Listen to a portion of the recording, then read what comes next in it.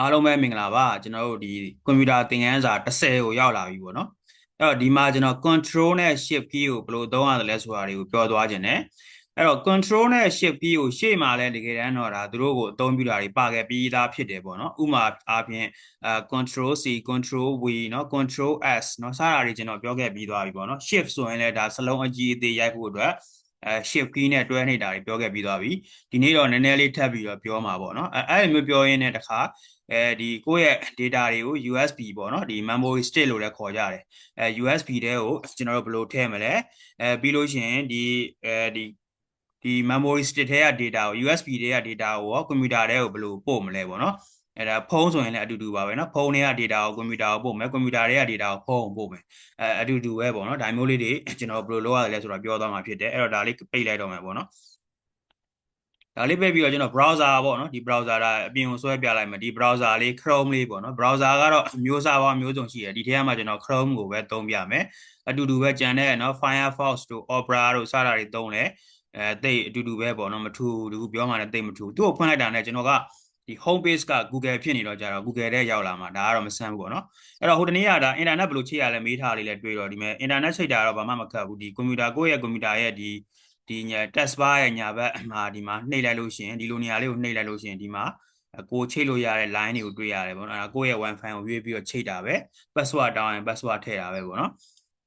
အဲ့တော့ internet ချိတ်ထားတယ်အဲ့တော့ကျွန်တော်တို့ Google ထဲကိုရောက်တယ်ပေါ့နော်အဲ့တော့ကျွန်တော်တို့ကဒီမှာ Google မှာကိုရိုက်ရှာနေတာတွေရှာလို့ရတယ်ဒါတော့မိတ်ဆွေတို့သိလိမ့်မယ်ကျွန်တော်နောက်ထပ် tab တစ်ခုဖွင့်လို့ကျင်လို့ရှိရင်ကျွန်တော်တို့ကဒီအပေါင်းလက္ခဏာလေးကိုနှိပ်လိုက်လို့ရှိရင်နောက်ထပ် tab တစ်ခုပွင့်တယ်ပေါ့နော်အဲ့လိုမျိုးမဟုတ်ဘဲနဲ့နောက်ထပ်ဖွင့်တဲ့နည်းကတော့ control နဲ့နော်ကျွန်တော် keyboard လေးခေါ်လိုက်ပါမယ်เนาะkeyboard က on screen keyboard ကိုခေါ်ခြင်း OSK လို့ရိုက်ရတယ် OSK လို့ရိုက်ပြီး enter ခေါက်လိုက်ရင်ဒီ keyboard လေးပေါ်လာအဲ့တော့ဒီ control key ပေါ့နော် control key နဲ့ဒီ T နဲ့ကိုတွဲနှိပ်လို့ရှိရင်ဒီ control key ကိုဖိထားပြီးတော့ T ကိုနှိပ်လို့ရှိရင်သူက tab တစ်ခုပေါ်လာပွင့်တယ်ဗျာသူကသူပွင့်တယ်အဲ့တော့ကျွန်တော် control key နဲ့ T ကိုနှိပ်လိုက်ရင်ဒီမှာသူကနောက်ထပ် tab တစ်ခုသူကသူထွက်တယ်ပေါ့နော်အဲ့တော့ဒီထဲမှာကျွန်တော်တို့ကကိုရိုက်ထည့်ချင်တာရိုက်ရှာချင်တာရှာလို့ရတယ်ဥပမာအားဖြင့်เนาะDHA ပေါ့နော်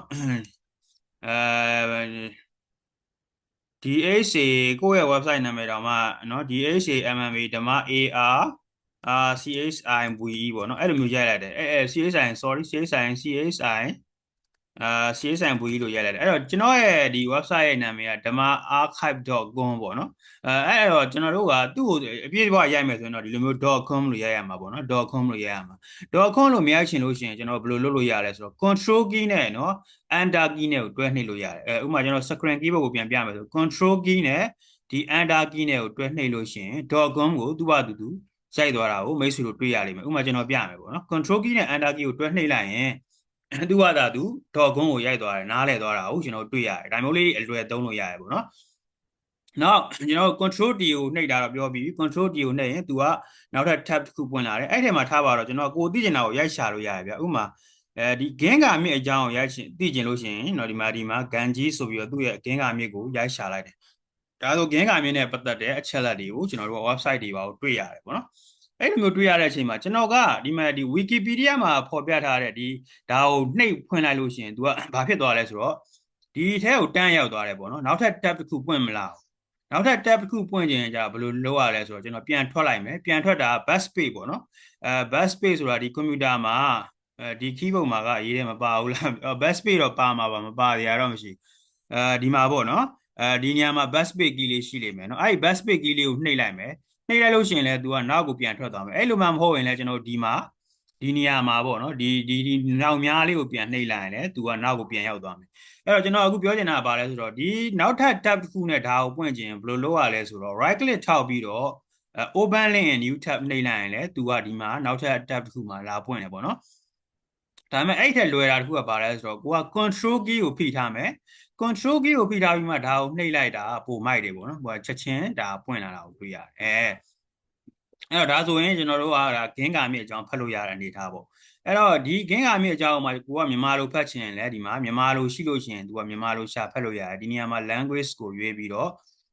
့မြန်မာဘာသာကိုရွေးလိုက်ရုံနဲ့လဲသူကဒါမျိုးလေးဖတ်လို့ရတယ်เนาะဒါကတော့ကြုံလို့ပြောတာပေါ့နော်အဲ့တော့ကျွန်တော်ကဒါဒီ tab ကြီးကိုပိတ်လိုက်တယ်ပေါ့နော်ပိတ်လိုက်တယ်ဒီကြက်ချေကန်းနဲ့ပိတ်လိုက်တယ်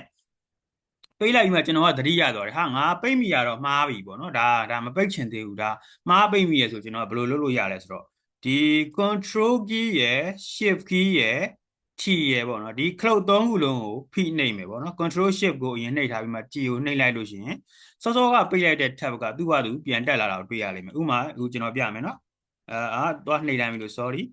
control နဲ့ shift နဲ့နော် T နဲ့ကိုနှိပ်လိုက်တာနဲ့သူ့ဘာသာသူကျွန်တော်စောစောကပွင့်ပြီးသား tab ကပြန်ပွင့်လာတာကိုတွေ့ရမယ်ဒါဆိုကျွန်တော်တို့အခုပြောတာ control T လည်းပြောပြီးပြီ control enter လည်းပြောပြီးပြီ control shift T လည်းပြောပြီးပြီပေါ့နော်အဲ့တော့ control နဲ့ပတ်သက်တာတွေဒါ internet နဲ့ပတ်သက်တာတွေပြောတာဖြစ်တယ်နောက် memory stick နဲ့ပတ်သက်တာလေးပြောကြည့်မယ်ပေါ့နော်ကျွန်တော်တို့ဒီမှာဒီလိုမျိုးပေါ့နော်ဒီ USB လေးပေါ့နော် USB တကယ်တော့ဒီ USB လို့ခေါ်ကြတယ်ပေါ့နော်ကျွန်တော်တို့စီမှာတော့အများအားဖြင့် memory stick ပဲခေါ်နေကြတာအဲ့တော့ဒီ memory stick လေးကိုကျွန်တော်တို့ရဲ့ကွန်ပျူတာမှာထိုးလိုက်လို့ရှိရင်เนาะတက်လိုက်လို့ရှိရင်ကွန်ပျူတာမှာ memory stick တက်တဲ့အပေါက်လေးပါတယ်ပေါ့နော်သူ့ကိုတက်လိုက်လို့ရှိရင်သူကအခုကျွန်တော်တက်ပြမယ်ပေါ့နော်ဒီ memory stick လေးကိုကွန်ပျူတာမှာတက်လိုက်လို့ရှိရင်ဒါကွန်ပျူတာရဲ့ဒီလိုနေရာမှာလဲသူကဒါချက်ချင်းပွင့်လာတာပေါ့ဒါ auto play ပေးထားလို့သူကချက်ချင်းပွင့်လာတာအဲ့တော့ဒါက memory stick ထဲကိုရောက်လာတာချက်ချင်းရောက်သွားတာအဲ့လိုမျိုးမဟုတ်ဘူးဆိုတော့ကျွန်တော်ဒါကိုပိတ်လိုက်မယ်ပိတ်လိုက်ပြီးတော့ကျွန်တော်တို့ဘယ်မှာသွားဒါကြီးပိတ်လိုက်တော့မယ်ဗျာနော်ဒါကြီးပိတ်လိုက်ပြီးတော့ကျွန်တော်တို့က memory stick တက်ပြီးရတယ်သူကဘယ်မှာရှိမလဲဆိုတော့ဒီ this PC ပေါ့နော် this PC ထဲကိုဝင်လိုက်ပြီးတော့ဒီမဲ့ဒီ drive ပေါ့နော်ဒီ drive ကဒါ memory stick ပဲ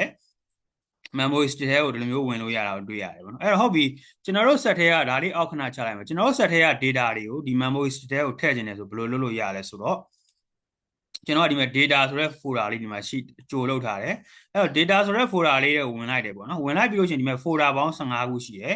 အဲ့15ခုကဒါကိုကဒီ view ပုံစံကိုမကြရင်ဘယ်လိုပြောင်းလဲလို့ရလဲဆိုတော့ဒီ view ကိုနှိပ်နော်နှိပ်ပြီးလို့ရှိရင်ကျွန်တော်ဒီမှာ last icon လုပ်လို့ရှိရင်သူက last icon အနေနဲ့ပေါ်မယ် view ကိုနှိပ်ပြီးတော့ဒါမျိုး extra large ဆိုရင်လည်းဒီလိုပေါ်မယ် view ကိုနှိပ်ပြီးတော့ small ဆိုရင်လည်းဒီလိုပေါ်မယ်နော်စသဖြင့်ကိုကြိုက်တဲ့ပုံစံသူ့ကိုထားလို့ရတယ်နော်အဲ့တော့ထားပါတော့ကျွန်တော်ကတော့ medium လောက်ထားလိုက်မယ်နော် medium icon လောက်ထားလိုက်မယ်ထားပြီးတော့ကျွန်တော်ကဒီအချိန်မှာဒီထဲက folder တွေပေါ့နော်ဒီ folder တွေထဲမှာ tick ကိုထည့်ခြင်းလို့ရှိရင် tick ကိုကူးခြင်းလို့ရှိရင်tick ကို right click ထောက်မယ် copy ကူးမယ်ပေါ့နော် copy ကူးမယ်ပြီးလို့ရှိရင်ဒါ control C နှိပ်လိုက်လည်းရတယ်ပေါ့နော်အဲ့လိုလုပ်လိုက်ပြီးတော့စောစောက memory stick နေရာကိုပြန်သွားပြီးတော့ဒီ memory stick ကို right click ထောက်ပြီးတော့ paste ချလိုက်မယ်ဒါမှမဟုတ်ရင်လည်း control V ကိုတွဲနှိပ်လိုက်ရင်လည်းအဲ့ဒီ data ကဒီထဲကိုရောက်လာမှာပဲဖြစ်တယ်ပေါ့နော်ဒါက memory stick ကိုကူးတဲ့အနေတစ်ခုပေါ့နော်အဲ့တော့နောက်တစ်နည်းကတော့ဘာလဲဆိုတော့နောက်ထပ်ပြောချင်တာကဘာလဲဆိုတော့ဒီမှာဒီတစ်ခါကျတော့ကျွန်တော်ကဒီ folder တွေရဲ့စုံကဏ္ဍတွေကိုပဲကျွန်တော်ကကူးကျင်တာ copy ကူးကျင်တာအဲ့တော့2ရယ်4ရယ်6ရယ်8ရယ်စသဖြင့်ပေါ့နော်သူတို့ကိုကူးကျင်တော့ကျွန်တော်ကတစ်ခုချင်းစီကူးရင်ကြားတယ်ဗျာကြာတော့အဲ့တော့ဘယ်လိုမျိုး select လုပ်လို့ရလဲဆိုတော့ control key ကိုဖိထားလိုက်နော် control key ကိုဖိထားပြီးတဲ့မှာ2ကို select လုပ်မယ်4ကို select လုပ်မယ်6ကို select လုပ်မယ်8ကို select လုပ်မယ်10ကို select လုပ်မယ်12ကို select လုပ်မယ်14ကို select ဒါဆိုရင်ဒါ control key ကိုဖိပြီးတော့ select လုပ်ရတာဖြစ်တယ်ဒါဆို control key ကိုပြန်လွှတ်လိုက်လို့ရပြီလွှတ်လိုက်လို့ရပြီးတဲ့အချိန်ကျမှကျွန်တော် right click ထောက်ပြီးတော့ဒါသူ့ကို copy ကူးမယ် copy ကူးပြီးတော့တခါ control C လည်းရတယ်ပေါ့နော်ပြီးရင် USB ထဲကိုပြန်လာမယ် right click ထောက်မယ် control V လည်းရတယ် paste ချလိုက်မယ်ဒါဆိုရင်ဒီစုံကဏ္ဍတွေအကုန်လုံးကဒီ USB ပေါ်ထဲကိုရောက်လာမှာဖြစ်တယ်ဒါကဒီဗာလဲကိုယ့်ရဲ့ကွန်ပျူတာတွေက data ကို USB ထဲကိုထည့်တာအဲ့လိုမဟုတ်ဘဲနဲ့ကျွန်တော်တို့ကဒီထဲက data တွေကို USB တွေက data တွေကိုကိုယ့်ရဲ့ကွန်ပျူတာထဲကိုပို့ရင်ကြတော့လဲလွယ်လွယ်လေးပဲဒီတိုင်းပဲကြောင်းမြန်လုပ်လိုက်ရုံပဲ USB ထဲကိုအရင်ဝင်လိုက်မယ်ဒီ6ကိုကူးကျင်နေဆိုကျွန်တော်တို့ဒီ6လေးကို right click ထောက်လိုက်မယ် copy ကူးမယ်ပြီးရင်ဒါလေးကိုအောက်ချလိုက်မယ်ဒီနေရာမှာထည့်ချခြင်းနေဆို right click ထောက်မယ် paste ချလိုက်မယ်ဒါဆိုရင်ဒီ6ကကိုယ့်ရဲ့ကွန်ပျူတာထဲကိုရောက်လာမှာဖြစ်တယ်ဒါမျိုး copy paste လုပ်တာတွေကဒါဘာမှခက်တာမဟုတ်ဘူးရှေ့က Microsoft Word ထဲမှာလည်း copy paste လုပ်ခဲ့တာပဲเนาะအဲ့တော့ဒီပုံစံအတိုင်းပဲသွားတာဖြစ်တယ်အဲ့တော့နောက်ထပ် copy ကူးနည်းတစ်ခုက shift key ကိုသုံးတာလေးကျွန်တော်မပြောရသေးလို့ပြောချင်တယ် shift key ကိုသုံးပြီးဥပမာထားပါတော့ကျွန်တော်ကဒီမှာ tick ကို select လုပ်တယ်ပေါ့เนาะ tick ကို select လုပ်ပြီးတော့ကျွန်တော် shift key ကိုဖိထားပြီးတော့ shift key ကိုဖိထားပြီးတော့ခွန်လောက်ကိုသွားနှိပ်လိုက်ရင်သူကဒီခုနှစ်ခုကို copy ကူးပြီးသားဖြစ်သွားတာကိုတွေ့ရမယ်เนาะပြန်ပြမယ်เนาะtick ကို select လုပ်မယ် shift key ကိုနှိပ်ထားပြီး17လောက်ကိုသွားပြီးတော့ select လုပ်လိုက်ရင်သူကဒီ17ခုလုံးကို select ပေးတာကိုတွေ့ရမယ်เนาะအလားတူ tick ကိုနှိပ်မယ်ဟုတ်အောက်ဆုံး15ထိ select ပေးလိုက်ရင်လည်းဒါမျိုးတစ်ချက်ထဲနဲ့ရတယ်အဲ့တော့စာတွေကိုလည်း Microsoft Word ရဲ့စာတွေကိုလည်းအဲ့ဒီနည်းနဲ့သွားလို့ရတယ်အဲ့တော့မြားနဲ့လည်းသွားလို့ရတယ်ဗျာအဲ့တော့ဒီ tick ကို select လုပ်ထားတယ် shift key ကိုနှိပ်ပြီးတော့မြားလေးပေါ့နော်ဒီကျွန်တော်တို့ကွန်ပျူတာမှာ arrow key လေးဒီ arrow လေးကိုနှိပ်ပြီးတော့เนาะကိုလိုတဲ့နေရာကိုသွားလို့ရတယ်ဥပမာထားပါတော့ shift ကိုနှိပ်ထားတယ်ဒါမျိုးထပ်ပြီးတော့ arrow key လေးနဲ့သွားနေရင်လည်းသူကပိုလိုတလောက်ကို select လုပ်ခွင့်ရမှာဖြစ်တယ်အဲ့တော့ဒီ Microsoft Word ထဲကစာတွေကိုရောเนาะဒီလိုမျိုးဒီအပြင်အဟာတွေကိုကျွန်တော်တို့က shift key ကိုနှိပ်ပြီးတော့ဒီလိုမျိုး select ပေးရင်လွယ်ကူမယ် control key နဲ့ဖိထားရင်တော့ကိုလိုတဲ့ folder ကိုပဲကိုလိုတဲ့ folder ပဲဖြစ်ဖြစ် file ပဲဖြစ်ဖြစ်ကိုလိုတလောက်ကိုပဲ select လုပ်လို့ရတယ်เนาะစသဖြင့်ဒါဆိုရင်ဒါ select လုပ်တာလည်းပြပြီးသွားပြီဆိုတော့ဒါတော်တော်လေးတော့control နဲ့ shift နဲ့ပြောစရာတွေတော့အများကြီးပေါ့နော်ဒါပေမဲ့အခုတော့ဒီလောက်နဲ့ထားမယ်ပြီးတော့ကြုံတော့ order နဲ့ပတ်သက်ပြီးတော့လည်းပြောမယ် order key ကဒီမယ်ပေါ့နော်ဒီမှာဖြစ်တယ်အဲ့တော့ကျွန်တော်တို့ကဒီဟာကြီးကိုဒီဟာ folder ကြီးကိုပိတ်ချင်လို့ရှိရင်ဒီကြက်ရှည်ကက်ကိုသွားပိတ်တာပေါ့နော်အဲ့လိုမျိုးမပိတ်ချင် order key နဲ့ F4 key နဲ့ကိုတွဲနှိပ်လိုက်ရင်လည်းသူကပိတ်သွားမှာပဲဖြစ်တယ်ဒါကနောက်တစ်နည်းပေါ့နော်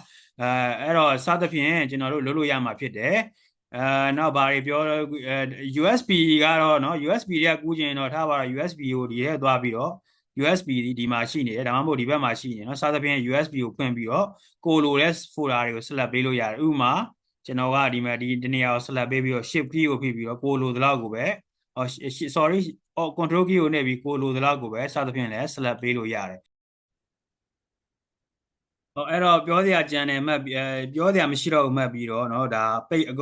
ကုန်ပိတ်လိုက်ပြီးမှပြန်ပြီးတော့ပြန်ထပ်ပြောရတယ် video editing လုပ်လိုက်တာပေါ့เนาะအဲ့တော့ control key နဲ့เนาะ control key နဲ့ shift key နဲ့เนาะဒီ escape key နဲ့ကိုတွဲနေရင်ဘာရလဲဆိုတော့เนาะ control နဲ့ shift နဲ့ escape ကိုတွဲနေရင်ကျတော့ဘာရလဲဆိုတော့ဘာပွင့်လာလဲဆိုတော့ control shift escape ကိုနှိပ်လိုက်ရင်တော့သူက task manager ချက်ချင်းပွင့်လာတော့တွေ့ရမယ်เนาะကျွန်တော်တို့ task manager ကိုဒီ task bar ပေါ်မှာ right click ထောက်ပြီးတော့ task manager ကိုဖွင့်ရင်လည်းရတယ် control နဲ့ shift နဲ့ escape နဲ့ကိုတွဲနှိပ်ရင်လည်းရတယ်အဲ့တော့ task manager ဖွင့်ပြီးတဲ့အချိန်မှာကျွန်တော်ကဒီကိုပိတ်ချင်တာတွေကိုဒီထဲကနေပိတ်လို့လည်းရတယ်ဥပမာ window explorer ပွင့်နေတယ်အဲဒီမှာ photo လေးပွင့်နေတယ်เนาะ photo က3ခုတောင်လာပွင့်နေအဲ့တော့ဒီ photo select ပေးလိုက်ပြီးတော့เนาะဒီ photo ပွင့်နေရဗျာဒီ photo ဒီတိုင်းချက်ချေကနှိပ်ပေးလိုက်လည်းရတယ်အဲ့လိုမဟုတ်ဘဲနဲ့ကျွန်တော်တို့ကဒီ task manager ထဲမှာ photo select ပေးပြီးမှเนาะ photo select ပေးပြီးမှအောက်မှာ enter ဆိုတာကိုနှိပ်လိုက်ရင်လည်းဒါအဲ့ဒီ photo ကပိတ်သွားမှာပဲเนาะအဲ့တော့ဟုတ်ပြီအဲ့တော့ဒါက task manager ဖွင့်တာကိုပြောတာဖြစ်တယ်ပြီးလို့ရှိရင်ကျွန်တော်ထပ်ပြောချင်တာကဘာလဲဆိုတော့ကျွန်တော်တို့ဒီ memory stick ပေါ့နော်ဒီ USB ကဒီမှာဖွင့်ထားတာဒီ USB ကိုပြန်ဖြုတ်တဲ့အချိန်မှာကျွန်တော်ဒီများလေးကိုနှိပ်ပေါ့နော်ဒီများလေးနေရာမှာတော့များသောအားဖြင့်ရှိလို့ရှိတယ်ဒါမှမဟုတ်လိုနေရာတွေမှာပေါ်နေလိမ့်မယ်အဲ့တော့ USB ကိုချက်ချင်းမဖြုတ်လိုက်ဘဲနဲ့ဒီနေရာကိုနှိပ်လိုက်ပြီးတော့เนาะဒီ eject ကိုပေါ့နော် eject ဆိုတာကိုနှိပ်ပြီးမှ USB ကိုဖြုတ်တာတော့ကောင်းတယ်ပေါ့နော်အဲ့တော့ဒီတိုင်းတန်းဆွဲမဖြုတ်ဘဲနဲ့ဒီနေရာကိုလာမယ်ဒီနေရာကိုနှိပ်ပြီးတော့ eject ကိုနှိပ်လိုက်ရင်တော့ USB ကိုဒါ safely ဖြုတ်လို့ရသွားပြီပေါ့နော်အဲ့လိုမဟုတ်ရင်လည်းကျွန်တော်တို့ဒီထဲကို this PC ထဲကိုနှိပ်ဝင်လိုက်မယ်ဒီ USB နေရာကိုလာမယ် right click ထောက်ပြီးတော့เนาะ right click ထောက်ပြီးတော့ဒီနေရာမှာ eject ကိုနှိပ်လိုက်မယ်ပေါ့နော် eject ကိုနှိပ်လိုက်လို့ရှိရင်ဒီမှာ USB ကပျောက်သွားပြီဒါဖြုတ်လို့ရတယ်ဆိုတဲ့အနေအထားမျိုးဖြစ်သွားပြီပေါ့နော်အဲ့ဒါဆိုမှ USB ဖြုတ်တာပိုကောင်းပါတယ်ဟုတ်ပါပြီဒါအခုဒီနေ့ဗီဒီယိုကတော့ဒီလောက်ပါပဲ